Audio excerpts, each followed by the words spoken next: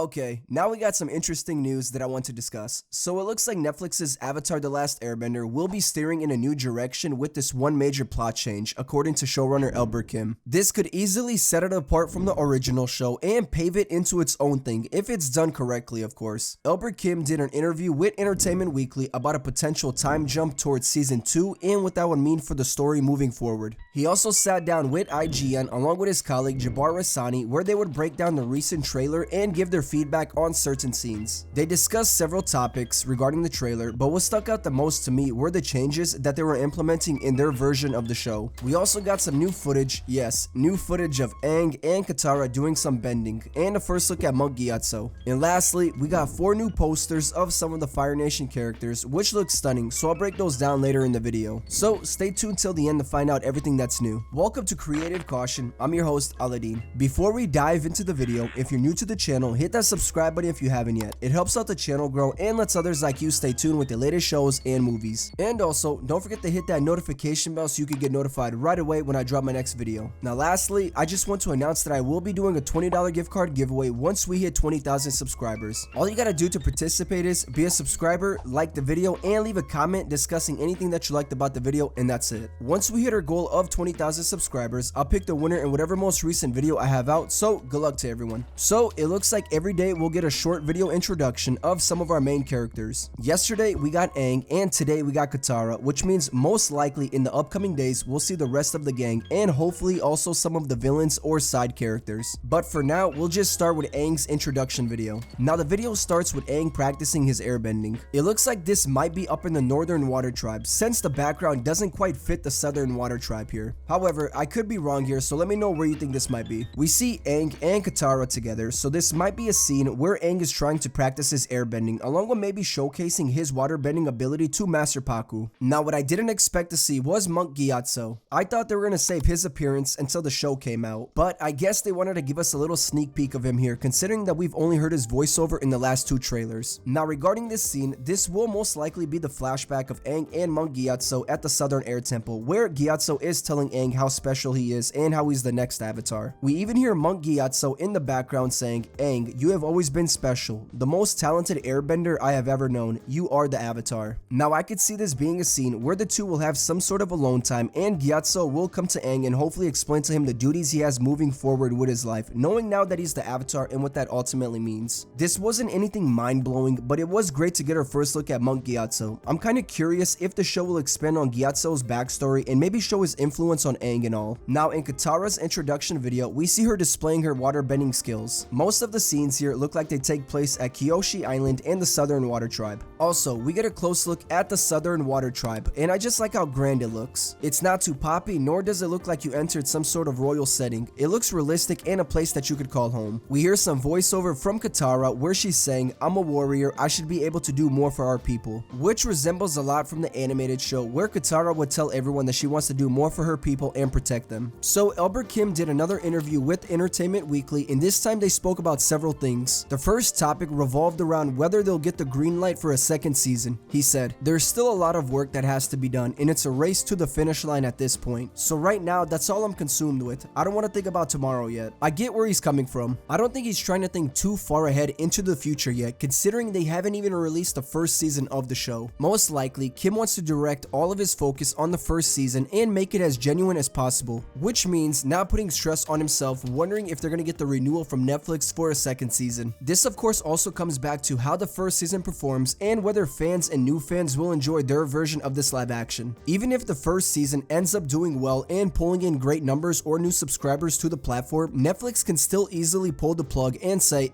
we don't want a season 2. So if anything, Kim doesn't want to think of that possibility just yet, since most of his energy and time is going into the first season and perfecting it as much as he can. This is just an assumption here, but most likely Netflix is looking at this right now knowing that there's a huge possibility of this live action churning out well for their streaming service, but they don't want to double down just yet on a second season until they've seen the numbers and results. I could see them taking the same approach they did with the One Piece live action, where they waited a couple of weeks to see how well it performed to announce whether they'll give it another season or not. Luckily for One Piece, it was renewed in a matter of a few weeks, so I could see Avatar heading in the same direction. Now Kim would also mention 2 huge obstacles that were unavoidable when making a fantasy show at this scale. One, his 4 main core actors are aging aging up on screen before his eyes, and 2, the amount of time it takes to film, produce, and edit just one season of Avatar. Both of these 2 obstacles were inevitable to avoid, and he knew that. Now, season 1 of the show did most of its filming in Vancouver, and they finished filming in British Columbia in the summer of 2022 and have ever since been in post-production, perfecting all of the visual effects, CGI, and so on, which is why it's been taking a while for the show to come out. However, as of this video right now, Gordon Cormier, who's playing Aang, auditioned for the role when he was only 11 and he's now 14. And Gaiwen Dio, who's playing Katara, auditioned for the role when she was 14 and is now 17. The issue right now that Kim will be facing is a Stranger Things situation where the actors in that show were growing up at a rapid pace, surpassing their age in their roles. So you can see why this is a problem. But Kim would comment on how he hopes to overcome this challenge by introducing season 2 way sooner rather than later. He said, "All 3 seasons of the animated series essentially take place in the course of 1 calendar year. There was no way we could do that. So we had to design the first season especially to accommodate the possibility of some time elapsing between the first and the second season." Now, what does this mean? Well, Kim would go on by stating how they'll be eliminating one huge plot from the show, at least for now, which is Sozin's comment. In hopes of buying them some time, he said, "The comment was their ticking clock. We removed that particular ticking clock from our show for now because we couldn't know exactly how old our actors would be for the subsequent seasons. We definitely thought about that going into season 1 so we can accommodate for puberty, adolescence, time passing, all of those fun things that happen to real life human beings that don't happen to animated characters." I get where he's coming from, and I can't blame him either for taking action on this particular matter since they don't know exactly how old the actors will be when they do start filming for season 2. Just imagine you're hearing Gordon as a 16-year-old talking and his voice is starting to drop. He won't even sound like Aang anymore or remotely have that childlike voice, which is why the show is taking every approach cautiously to prevent this from happening.